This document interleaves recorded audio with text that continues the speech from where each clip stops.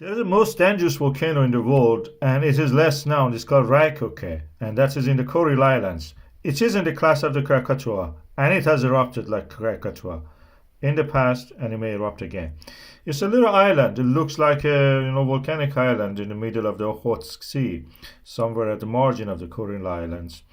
The surface is fresh usually, and that's the reason most of the time there is no vegetation. When in the quiet times, some vegetation grows, then again erodes away in the next eruption. As you can see, in the 2019 we had a strange phenomenon observed from the space first time. It looked very odd, something like a spaceship or like a snake crawling through the clouds. On top of the cloud decks, you could actually see it. It was a huge explosion, almost like a nuclear blast.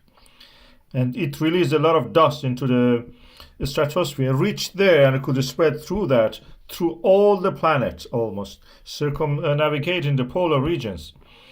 And this is what I'm talking about. You see the red dust spreading, red yellow dust spread into the sky, reaching the higher ground and the higher atmosphere, completely above the cloud deck, as you can see here.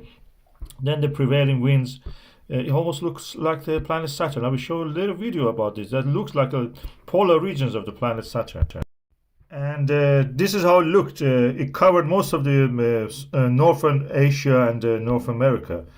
And that is the image that we have from the planet Saturn. It's almost the same pattern. You can see in a bigger scale, of course, is continuous there.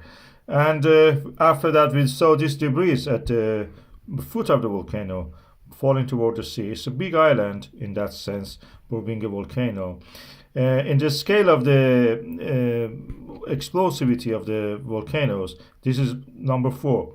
Krakatoa was number 4. St. Helens was short of it. Tambora was the number 6, I think. They can end civilization. This one actually brought the temperatures down because it was very reflective and could send back the rays of the sun back toward the outer space.